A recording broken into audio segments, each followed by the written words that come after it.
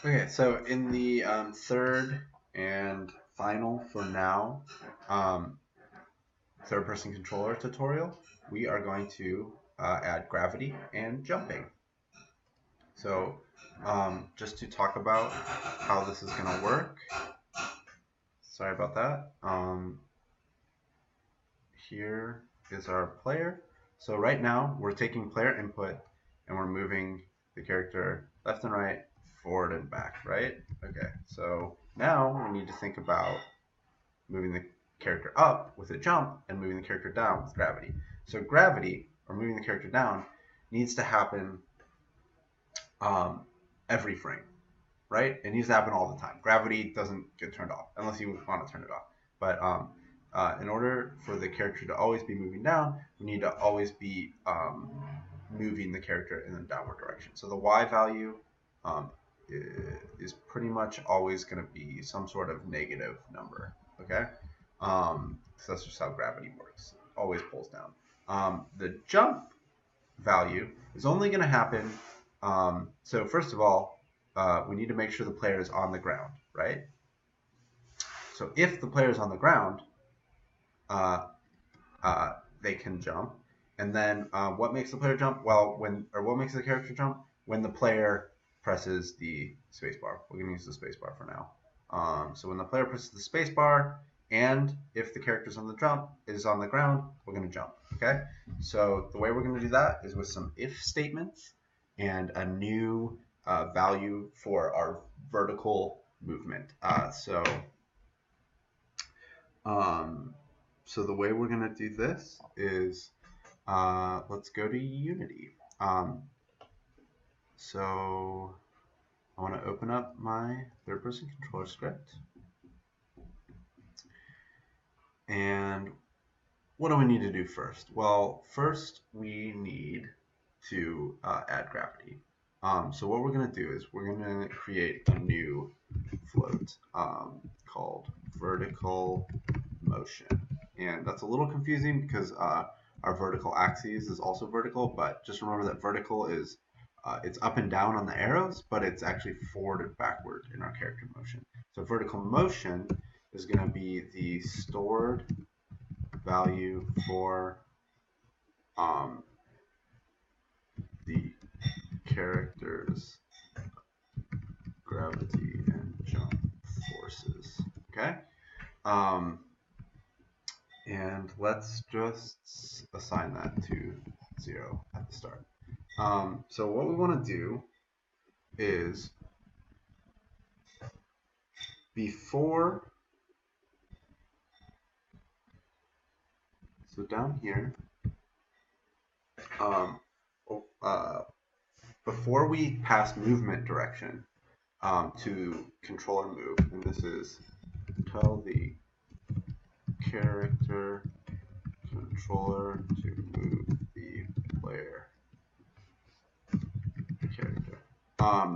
So before we tell the character to move, we need to assign the y value. And so if we look in Unity, the y value is up and down. So that's the green arrow. So if we click on this guy, the green arrow, the y value moves it up and moves it down. Okay, so we want to do some of that automatically. So let's add gravity first. So we're going to say vertical motion minus equals. So we're going to subtract vertical motion dot y. So that's the y value of our, not vertical motion, sorry. Movement direction dot y. That's movement direction is our vector 3, so it has the x, y, and z value. And we're just going to affect the y value, the up and down motion, dot y minus equals 9.8f. So 9.8f is a float, and that's why we add the f. Times time dot delta time. Okay? So movement direction y is going to subtract 9.8f times time dot delta time, which is per frame. So it'll keep our motion smooth.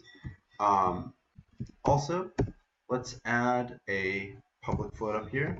Public float property called gravity multiplier. And the gravity multiplier will allow us to adjust how strong the gravity is. because we'll want to be able to test that. So this is gonna work. It's not gonna work exactly how we want, but add gravity to the movement direction vector's y value. Okay. So if we go back to Unity, we hit play. Oh, our gravity multiplier is 0. So what do you think is going to happen if I walk off this edge? Nothing. So let's increase this. We'll do like a Wile E. Coyote moment. I'll hit 1. So now you can see the gravity is working. Actually, if I put a -1 in here, we're going up because it cancels it out. So we'll do 1. And I'll kind of position myself. So you can see that's a little slow, right? Maybe we'll do 3. So one unintended consequence is our y value is constantly getting low, faster and faster. So now I'm going to drop really fast. So we need to have that reset. We want to reset that to 0. So now what we want to do is if the character is on the ground, we want to reset our gravity to 0 because we don't need gravity if the character is already on the ground. They're going to be frozen. Before we subtract our movement direction, we're going to check if, and the controller, our character controller, has a bool attached to it called isGrounded. So if isGrounded equals, which is 2 equal signs, equals true. So if the character is on the ground, we want to say vertical motion equals 0. Okay? And that's going to reset our vertical motion every frame if the controller is grounded. Okay? So another thing we want to be able to do if the controller is grounded is we want to be able to jump, right? So if and the way we're going to check to see if the player wants to jump is check the input. We want to check for a key, and we're going to say key code dot space, classic jump button. So if the player hits the space button, then we want to do something, right? So inside this if body, we're going to put what we want to happen. So we're going to say the vertical motion equals 10. Okay, so that's going to take this vertical motion value, this y. Oops, so we did want to do this. Okay, hold on here. So I'm going to delete that. I'm going to delete movement direction.y. So that's just a vertical motion. So we can store that value. And then we're going to say move direction.y equals vertical motion. Okay? So to copy this line, cut it, paste it, and say set vertical motion or subtract vertical motion from gravity. Subtract gravity from vertical motion. Okay. And then we're going to say add vertical motion to gravity. And what I'm going to do is, so here we're setting the vertical motion to 10, and here we're subtracting from it just a little bit at a time. So let's try that out. Let's see if this is working, and then I'll go back and explain it. So if I hit space, nothing. Okay.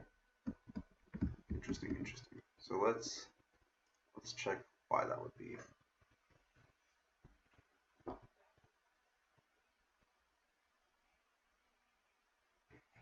If controller is grounded, if input, get key down, space. Maybe I didn't save. Let's go back to Unity. Oops, my gravity multiplier for 3. Oh, so that's a huge jump. Okay. let's try 1. Now I'm falling very slow. Oh, I see, it's accelerating.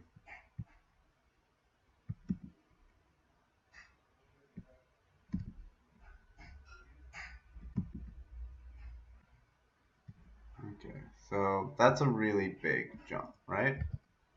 So what we want to be able to do is we want to, oh, what the heck?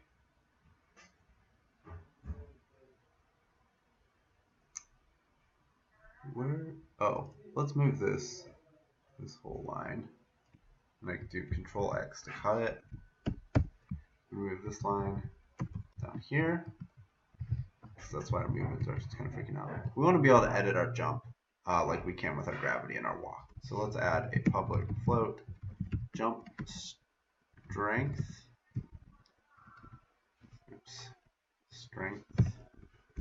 We'll assign it to 10 just as a default. And now instead of setting vertical motion to 10, I'm going to set it to jump strength. Okay, so let's hit play now.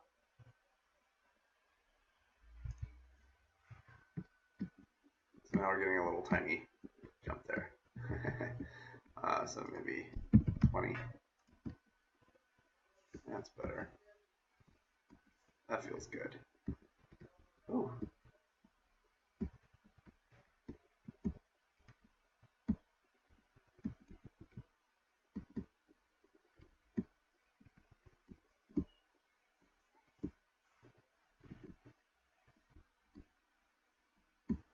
Okay, cool. So we have a jump now.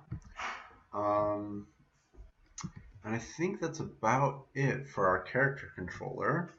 So I moved this down here because our movement direction was getting smoothed out before the jump was applied, right? Before the vertical motion was applied.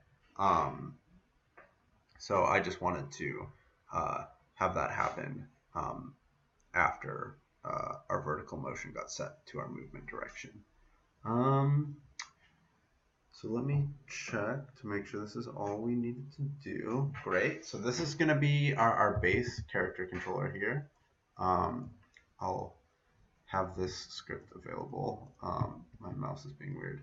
Oh, I don't know what it is. So since we don't need this start method, I'm just going to delete the whole thing. Clean up my code a little bit. So at this point, what might be a good thing to do is add some cubes. So create 3D object cube, lower it down to the ground. I could even set it to 0 and then position it. And so if I take this cube, make it about yay high. So say that's about how high I want my character to be able to jump. Let's give it some color. So go to materials, create material, make a red cube. Click on, so I have the material selected. Click on the albedo color selector, choose red. I can click on that cube and assign red to it by dragging it into this gray area. Okay, so now what I can do is play test, make sure that my character can jump as high as I want it to be able to. So not high enough, right? So let's try 20 again. There we go. That's a little too high maybe, so, but they can make it up. Now I can jump even higher. So let's say 16. So, well, bingo.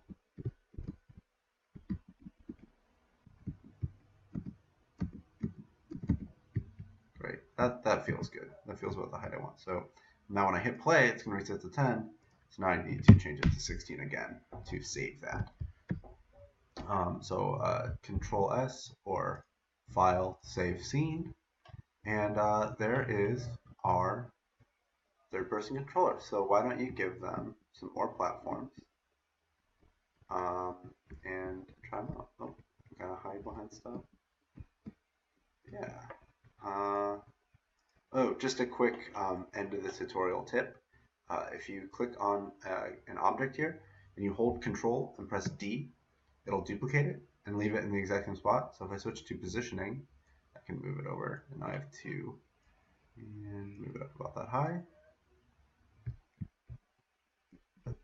So now I'm starting to get a platformer level for my controller. It's great. It's actually really fun. Yeah, I know this is a lot, but we will go over this in class before you attempt to do it. So you should um, have a better grasp of what's going on here. Yeah, great.